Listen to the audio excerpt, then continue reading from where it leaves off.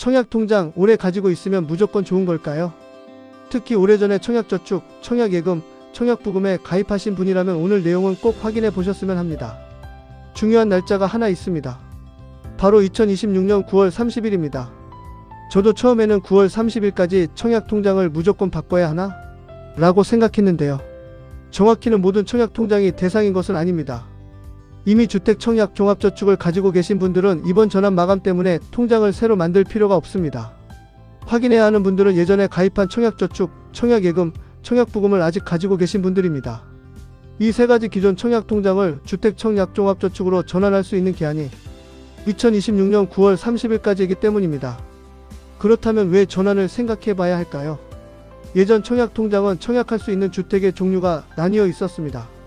청약저축은 주로 국민주택, 청약예금과 청약부금은 민영주택을 대상으로 했습니다. 하지만 주택청약종합저축은 하나의 통장으로 국민주택과 민영주택 모두 청약할 수 있습니다. 결국 앞으로 어떤 아파트에 청약할지 아직 결정하지 못했다면 선택의 폭을 넓힐 수 있다는 것이죠. 특히 저 같은 40대라면 이 부분을 한번 생각해 볼 필요가 있습니다.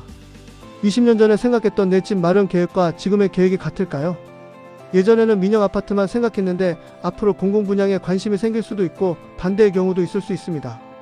그런데 여기서 정말 조심해야 할 것이 있습니다. 오래된 청약통장을 그냥 해지하고 새 통장을 만들면 안 됩니다. 기존 통장을 주택청약종합저축으로 전환하는 것과 해지한 뒤 새로 가입하는 것은 전혀 다른 이야기입니다. 전환할 경우 기존 통장의 종류에 따라 과거 가입기간이나 납입금액, 납입횟수 등이 인정될 수 있습니다.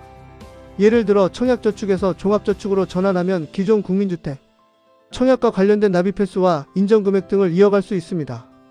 청약예금이나 청약부금 역시 민영주택과 관련된 기존 실적이 인정되는 부분이 있습니다. 하지만 새롭게 청약할 수 있게 된 주택, 유형은 실적을 계산하는 방식이 다를 수 있기 때문에 내 통장이 전환됐을 때 무엇이 인정되는지는 반드시 가입은행에서 확인해야 합니다. 그리고 한 가지 더 헷갈리지 마세요. 요즘 많이 이야기하는 청약통장 월 25만원과 9월 30일 전환 마감은 별개의 내용입니다. 9월 30일까지 10만원을 25만원으로 바꿔야 한다는 이야기가 아닙니다. 9월 30일은 기존 청약저축, 청약예금, 청약부금을 주택청약종합저축으로 전환할 수 있는 기한입니다. 그렇다면 오늘 무엇을 하면 될까요? 어렵지 않습니다. 은행 앱을 열어서 내가 가지고 있는 청약통장의 정확한 이름부터 확인해 보세요. 주택청약종합저축이라면 이번 전환 대상이 아닙니다.